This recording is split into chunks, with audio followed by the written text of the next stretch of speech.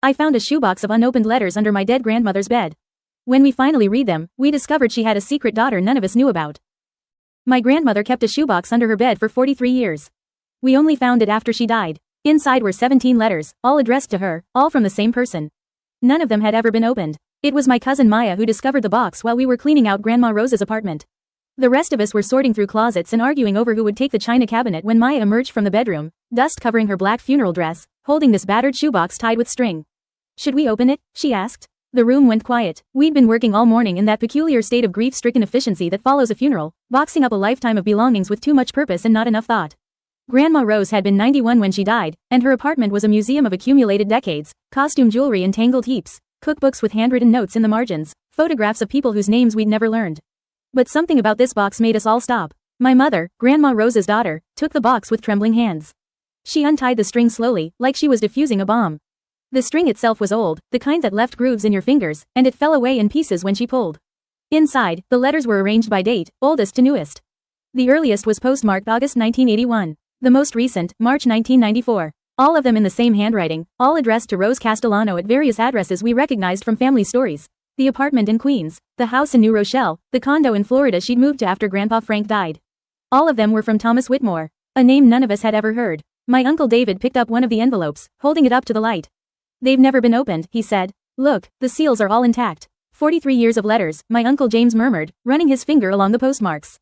And she never read a single one. The first letter my mother opened, chosen at random from the middle of the stack, was dated December 1987. Her hands shook as she unfolded the yellowed paper. The handwriting was neat, almost architectural in its precision. She began reading aloud. "Dear Rose, I saw our daughter today." My mother stopped. Her face went pale. The paper trembled in her hands. "Our daughter?" she whispered. The room erupted. Questions flew from every direction. Uncle David grabbed the letter from my mother's hands and read it himself, as if he couldn't believe what she'd said. My Aunt Linda gasped and covered her mouth. Maya and I exchanged shocked glances. "This has to be a mistake," Uncle David said, but his voice lacked conviction. "Maybe he's confused. Maybe we need to read all of them," Uncle James interrupted. He was the youngest of the 3 siblings, always the peacemaker, but his face was grim. "Maybe we need to know the whole story before we jump to conclusions." My mother nodded, carefully folding the letter and placing it back in its envelope. "Not here, not now, tonight, all of us. We'll read them together." That night, we gathered at my parents' house, all of us. My mother, her 2 brothers, their spouses, all 7 grandchildren ranging from me at 32 down to my youngest cousin at 19. Mom laid out all 17 letters on the dining room table in chronological order, still in their envelopes, a timeline of secrets spanning 13 years. "Before we read these," she said, her voice barely steady, "we need to decide if we want to know." Grandma kept these sealed. That was a choice. Maybe we should respect that choice. My Uncle David, always the pragmatist, crossed his arms. He looked like Grandma Rose when he did that, the same set to his jaw, the same furrow between his eyebrows. She kept them for a reason. She kept them sealed for a reason. Maybe this was something she wanted to keep private, even after death. Then why not burn them? My cousin Maya asked. She was the one who'd found the box, and I think she felt some ownership over what happened next. If she really wanted them gone, she would have destroyed them. She had 14 years alone after Grandpa died. Plenty of time to get rid of evidence. My Aunt Linda, Uncle David's wife, leaned forward. Unless she couldn't. Maybe she tried to throw them away and couldn't bring herself to do it. Or maybe, my Uncle James said quietly, picking up the first letter, the one from 1981, she kept them where we'd find them because she wanted us to know. Eventually, when she wasn't here to face the questions. He was right, I realized. Grandma Rose was meticulous about everything. She'd labeled her photo albums, organized her recipes into binders by category, left detailed instructions about her funeral arrangements and which pieces of jewelry should go to which granddaughter. If she'd wanted these letters destroyed, she would have written, "Destroy unopened," on the box, or better yet, destroy them herself. Uncle James began to read aloud. August 12, 1981. Dear Rose, I don't know if you'll read this. I don't know if you've read any of the letters I sent over the years, or if you burned them all without opening them. But I keep writing because I need you to know. Our daughter turned 24 last month. I saw her at a park in Boston with a young man, maybe a boyfriend, maybe a husband. She was laughing. She has your laugh, Rose. I'd know it anywhere. I've never spoken to her. I promised myself I wouldn't interfere in her life, that I'd respect the choice you made. But I watch her sometimes, from a distance. I know where she works. I know she plays violin. I know she's happy. I hope you're happy too. I hope Frank has been good to you. I hope you don't carry too much regret. I still think about those 2 weeks. I always will. Thomas. My mother was crying. Uncle David's face was rigid with shock. Uncle James's voice had cracked halfway through, and he had to stop twice to compose himself. 24 in 1981, my mother said slowly, doing the math. That means she was born in 1957. Mom was. She looked up at her brothers. Mom was married to Dad in April 1957. I was born in 1959. She was pregnant before the wedding, Uncle David said flatly. And it wasn't Dad's baby. We read through the night. We ordered pizza that no one ate. We took turns reading aloud when someone's voice gave out. We cried. We argued about what it all meant. And slowly, piece by piece, we assembled the story of something that had happened before any of us were born. In the summer of 1956, Rose was 17 years old and engaged to my grandfather, Frank Castellano, a good man from a good Italian family in Brooklyn, someone her parents approved of. The engagement had been announced that spring. The wedding was planned for the following April. But that summer, her family sent her to stay with an aunt in Cape Cod for 6 weeks, a last bit of freedom before married life began. She met Thomas Whitmore in July. He was 22, a jazz pianist traveling up the coast with his band, playing clubs and beach bars. In one of the later letters, he described their meeting. She'd been at a clam bake, and he'd been playing piano in the corner, and she'd asked him to play The Way You Look Tonight, and he'd played it 3 times in a row just to watch her smile. They had 2 weeks together before his band moved on to Portland. 2 weeks of beaches and music and the kind of reckless freedom that comes from knowing something has an expiration date. She discovered she was pregnant in September, back home in Brooklyn, her wedding 5 months away. In his second letter, dated June 1982, Thomas wrote about what happened next. Rose had found him somehow, tracked down the band's booking agent, and gotten a message to him. He'd driven straight through from Chicago, 16 hours, and met her at a diner in New Jersey where no one would recognize her. He'd asked her to run away with him. He had money saved. They could go to California, get married, keep the baby, start fresh where no one knew them. But Rose's family was devout Catholic. Her father was a stern Sicilian immigrant who'd built a construction business from nothing and ruled his household with an iron fist. Her mother was dutiful, traditional, and terrified of scandal. And the year was 1956, when unwed pregnant girls were sent away and babies were given up for adoption and nice girls like Rose did what they were told. She told Thomas no. In his letters, he never blamed her for that choice. But he wrote about the agony of it, the way it haunted him. He wrote about driving back to Chicago with tears streaming down his face, about drinking too much for the next 3 months, about quitting the band because he couldn't play music anymore without thinking of her. Rose gave birth in February 1957, at a home for unwed mothers somewhere upstate. The letters mentioned St. Margaret's, though we weren't sure if that was the real name. She never held the baby. She never learned who adopted her. She signed the papers that made her daughter legally belong to someone else, and then she went home and married Frank Castellano in April as planned, and they started their real family, the family we all belong to. But Thomas never stopped looking for his daughter. Somehow, and the letters never explained exactly how, he tracked down the adoptive family. In the early letters, he wrote about seeing his daughter from afar, at a playground in Boston, at a school concert, at a college graduation.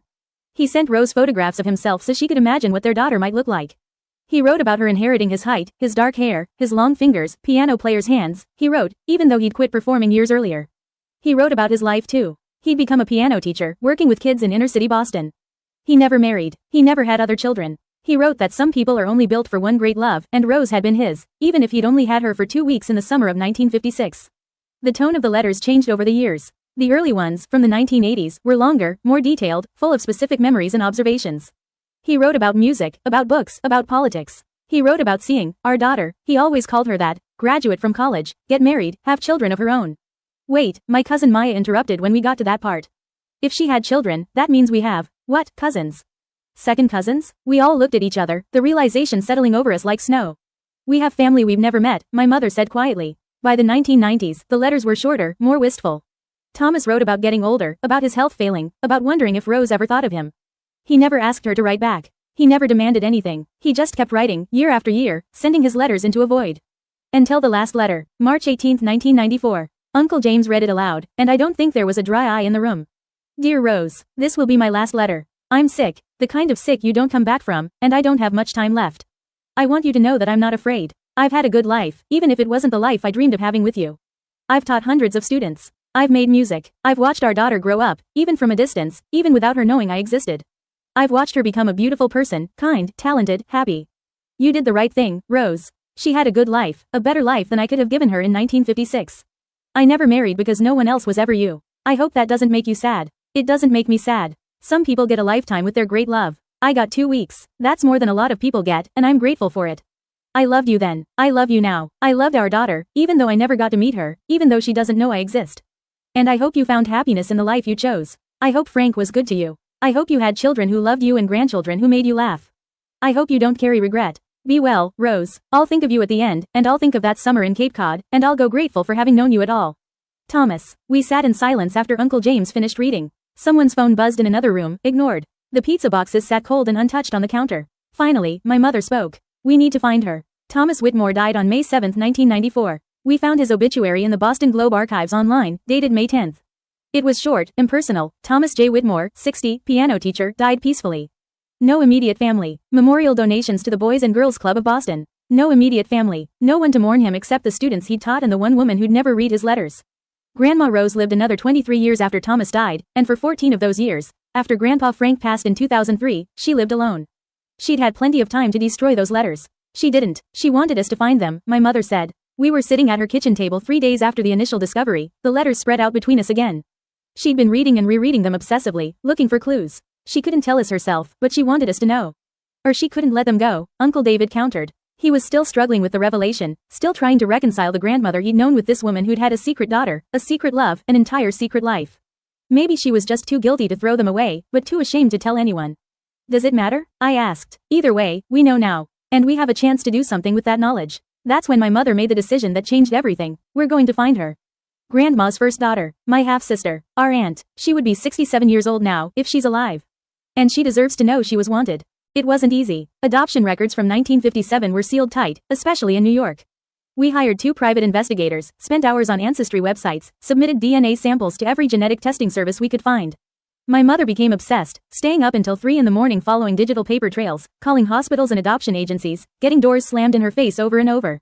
She's out there, my mother kept saying. Thomas found her. If he could find her in the 1980s without the internet, we can find her now. The weeks turned into months. We celebrated Thanksgiving without an answer. Christmas came and went. My mother grew thinner, more drawn, consumed by this search for a sister she'd never known existed. Then, in late January, the break came. My mother got an alert from 23andMe about a genetic match, second-degree relative, which meant either a half-sibling, grandparent, grandchild, aunt, uncle, niece, or nephew. The match was listed as Caroline M. My mother called me at work, crying so hard I could barely understand her. I found her. Oh my God, I found her. I found my sister. Caroline M. was Caroline Morrison, age 67, living in Burlington, Vermont. Her profile was sparse, no photo, minimal information, but there was a contact button. My mother stared at it for an hour before she had the courage to click it. She wrote, "My name is Sarah Castellano. I believe we may be related. My mother, Rose Castellano, née Romano, passed away 6 months ago. After she died, we found letters that suggest she may have been your birth mother. I would very much like to speak with you if you're open to it." The response came 3 hours later. "I've been searching for my birth mother for 30 years. Is she alive? Can I meet her?" My mother had to write back with the news that Grandma Rose was gone, that Caroline would never get to meet her, that this reunion had come 6 months too late. Caroline's response was a single line, "Can I meet you instead?" We all met on a Saturday in July at a restaurant halfway between Burlington and New Rochelle, in a small town in Massachusetts none of us had been to before. Neutral ground. Caroline arrived first. We saw her through the window as we pulled up, a tall woman with silver hair pulled back in a bun, wearing a long skirt and a cardigan despite the summer heat. She was standing alone on the sidewalk, clutching her purse with both hands, looking terrified. My mother got out of the car first. She walked up to Caroline slowly, and for a long moment they just stood there, 2 women who shared DNA but nothing else, strangers connected by a secret no one had bothered to tell them. Then Caroline said, "You look like her," and my mother said, "So do you," and they both started crying. Inside the restaurant, we filled 2 long tables, my mother and her brothers, their spouses, all of his cousins, and Caroline with her husband, her 3 children, all adults now, and 2 of her 7 grandchildren who'd come along for support. Caroline had brought a photo album. She opened it on the table, and we crowded around to look. There she was as a baby, as a toddler, as a gap-toothed 7-year-old in a school photo. There she was at her high school graduation, at her wedding, holding her first baby. A whole life, complete and full, that had happened parallel to ours without us knowing it existed. My parents, my adoptive parents, were wonderful people, Caroline said, running her hand over a photo of an older couple. Mom died when I was 40, Dad when I was 52. They loved me completely. I want you to know that. I had a beautiful childhood. But you searched for her anyway, my mother said gently. Caroline nodded. I always felt like there was something missing. Not them, they were everything to me. But I needed to know where I came from. I needed to know if I was wanted, or if I was a mistake someone was trying to forget. That's when my mother gave her the letters. We debated about this, about whether Caroline should read them in private or whether we should be there. In the end, my mother had decided it wasn't her choice to make, so she brought all 17 letters in their original box and let Caroline decide. Caroline opened the box. She looked at the stack of unopened envelopes, all in the same handwriting, all addressed to Rose. She never read them? Never, my mother confirmed. We don't know why. Caroline picked up the first letter, the one from 1981. Her hands were shaking. "May I?" she asked, and we all nodded. We gave her space. We ordered drinks and appetizers and made small talk with her family, pretending not to watch as Caroline read through 60 years of accumulated silence. But we all kept glancing over, watching her cry as she read about a man she'd never met, a father who'd loved her from a distance, who'd watched her grow up without ever making himself known. When she got to the last letter, the one Thomas wrote when he was dying, she sobbed openly. Her husband put his arm around her, and her daughter held her hand, and the rest of us sat in respectful silence, giving her room to grieve for a man she'd never known and a mother she'd never meet. Finally, Caroline looked up. Her eyes were red, her face blotchy, but there was something like peace in her expression. He saw me, she whispered. He knew about me, he watched me, he loved me, he loved you, my mother confirmed. And so did she, in her way. She just couldn't. I know, Caroline said quickly. I understand. It was 1956. She was 17 and Catholic and engaged to someone else. I've never blamed her for giving me up. I've spent 30 years in therapy working through it. But I always wondered if she thought about me. If she regretted it. If she wished things had been different. She held up the letters. Now I know she did. She kept these for 43 years. She kept them sealed, but she kept them. That has to mean something. I think she wanted us to find them, my mother said. I think she knew that someday, after she was gone, we'd find them and we'd find you. And maybe that was her way of bringing us together without having to explain herself. Caroline wiped her eyes. Tell me about her. Tell me everything. So we did. We told her about Grandma Rose's famous lasagna, about her garden full of tomatoes and basil, about the way she'd insist on doing the dishes after every meal even when she was 90 years old. We told her about her stubbornness, her sharp wit, her habit of giving unsolicited advice. We told her about the way she'd cried at every graduation and wedding, about her devotion to her grandchildren, about the rosary she said every night before bed. We told her about the way she'd hum while she cooked, always the same song, The Way You Look Tonight, though none of us had ever known why it was her favorite. Caroline listened, hungry for every detail, asking questions, laughing at our stories, crying at the sad ones. She took notes in a small notebook, as if she were afraid of forgetting a single word. Then she told us about herself. She was a music teacher, piano and violin. She taught for 40 years before retiring. She had 3 children, 2 daughters and a son, 7 grandchildren, a good marriage spanning 42 years, a quiet life in Vermont filled with music and family and the ordinary joys of a life well lived. I always felt drawn to music, she said. I started piano lessons when I was 5, and it felt like coming home. Like I was remembering something instead of learning it. Now I know why. She looked down at the letters. Thomas was a pianist. It's in my blood. And Rose hummed constantly, my mother added. She loved music too, even though she couldn't play an instrument. You got the best of both of them. I wish I could have known them, Caroline said quietly. Both of them. You can know us, my mother offered. If you want to. We're your family too. Caroline looked around the table at all of us, this room full of strangers who were also her blood. Her eyes welled up again. I'd like that. I'd like that very much. That was a year ago. Since then, Caroline has become a permanent fixture in our family. She comes to Thanksgiving and Christmas. Her children and our children have become friends, or at least friendly. Her grandchildren play with our grandchildren. We've absorbed her into the family as if she'd always been there, filling a gap we didn't know existed. My mother and Caroline talk on the phone every Sunday. They've discovered they have the same laugh, the same way of tilting their heads when they're thinking, the same habit of organizing their spice cabinets alphabetically. They're making up for lost time, building a sisterhood that should have existed for 67 years but is only now beginning. Uncle David struggled at first. He's the eldest, and I think the revelation that his mother had kept such a massive secret shook his sense of who she was. But he's come around. Last Christmas, I saw him showing Caroline old photo albums, pointing out pictures of Grandma Rose as a young woman, helping Caroline see the mother she never got to meet. Uncle James was the easiest. He'd always been the most sentimental of the 3 siblings, and I think he saw the romance in the story, the tragedy of it, yes, but also the beauty. He's the one who suggested what we did last month. We all went together to visit Thomas Whitmore's grave. It's in a small cemetery outside Boston, a simple headstone with just his name and dates. Someone, probably former students, had left coins on the stone, an old tradition. There were faded plastic flowers in the ground vase. Caroline brought her violin. Standing at his grave, she played The Way You Look Tonight, the song he'd played for Rose that night in Cape Cod, 68 years ago. The song that started everything. The song Grandma Rose had hummed for the rest of her life. When she finished, the last notes hung in the air for a moment before dissolving into the wind. Caroline knelt down and set a photo on his headstone, a recent one, showing her smiling with her husband and children and grandchildren. So you can see, she whispered. So you know I turned out okay. So you know your love wasn't wasted. We left her there alone for a while, and when she came back to the car, her eyes were red but her face was peaceful. Thank you, she said to all of us. For finding me, for telling me, for not deciding this was too complicated or too awkward or too much trouble. Your family, my mother said simply. That's never too much trouble. The next day, we drove to the cemetery where Grandma Rose is buried, 2 hours north of the city in a Catholic cemetery on a hill. Caroline had never been there before. She stood at the grave for a long time, reading the headstone. Rose Castellano, beloved wife, mother, and grandmother. She was my mother too, Caroline said softly. Even if she couldn't be. Even if we never met. She was still my mother. My mother put her arm around Caroline's shoulders. She was, and I think she knew that, even if she couldn't admit it. I think that's why she kept the letters. That's why she left them for us to find. It was her way of telling you that you mattered. That you were always part of the story, even when no one knew it. Caroline knelt down and placed a single white rose at the base of the headstone. I forgive you, she whispered. I understand. And I'm okay. We're all okay. Sometimes late at night, I think about my grandmother keeping those letters sealed for 43 years. Never reading them, never answering them, but never throwing them away. I think about her hiding that box under her bed, moving it from apartment to house to condo, tucking it away in every new place she lived. I think about her lying awake at night knowing those letters were there, knowing what they contained, choosing over and over again not to open them but also not to destroy them. I used to think it was guilt. That she couldn't bring herself to read Thomas's words because they would remind her of what she'd given up, what she'd lost, the daughter she'd never held and the man she'd loved for 2 weeks in the summer of 1956. But now I think it was something else. I think she kept them sealed because opening them would have made it all too real. As long as they were unopened, she could pretend they didn't exist.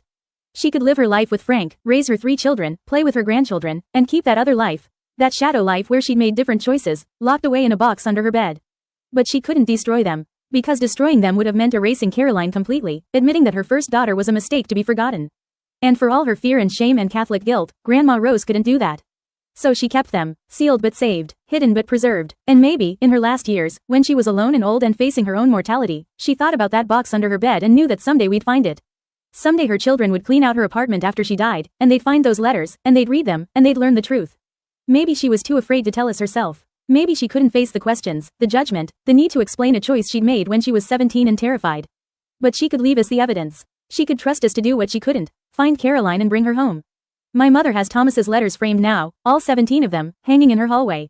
Caroline has copies. We all know them by heart. They've become part of our family's story, woven into the narrative of who we are and where we came from. And sometimes, when we're all together, the whole blended family, 3 generations deep, Caroline's children and grandchildren mixed in with ours, I look around and marvel at the strange paths that lead us to each other.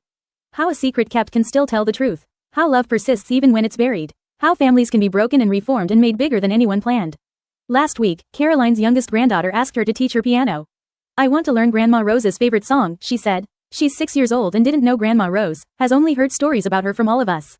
But she calls her Grandma Rose, anyway, claiming the connection, insisting on her place in this complicated family tree.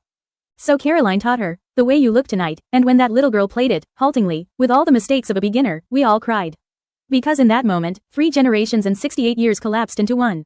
Thomas playing for Rose at that clam bake in Cape Cod, Rose humming it in her kitchen while she made lasagna, Caroline playing it at Thomas's grave. And now this child, who carries all their blood in her veins, learning the song that started it all. The family is whole now in a way it never was before. The missing piece has been found. The secret has been told. And all because of a shoebox under a bed and 17 letters no one ever read. Until we did. Grandma Rose died taking her secrets with her, but she left us the key to unlock them. And in doing so, she gave us the greatest gift she could. She gave us Caroline. She gave us music and connection and a larger circle of love than we'd ever imagined. She gave us a story that's messy and complicated and painful and beautiful, just like all family stories are. She gave us the truth, even if it took 43 years and her own death to deliver it. And for that, across time and silence and all the miles between living and gone, we forgive her. We understand, and we're grateful, because now we're all here, gathered around the table at Thanksgiving or Christmas, Caroline in her usual spot between my mother and Uncle James, her grandchildren playing with ours, her laughter mixing with the voices of the family she was always part of but never knew. The story isn't finished. It never is, with families. But this chapter has a happy ending. We found each other, we claimed each other, we chose each other, and somewhere, I hope, Grandma Rose knows. I hope she can see us all together, see the family she created not just through the children she raised but through the child she gave away. I hope she knows it worked out. That we're okay, that love won, even when it seemed lost. I hope she's at peace. And I hope, wherever he is, Thomas knows too. That his letters weren't sent into a void after all. That they reached us eventually, carried us to Caroline, and brought his daughter home to the family she was always meant to have. The shoebox is empty now. The letters have been read. The secrets have been told. But the story, our story, all of us together, continues.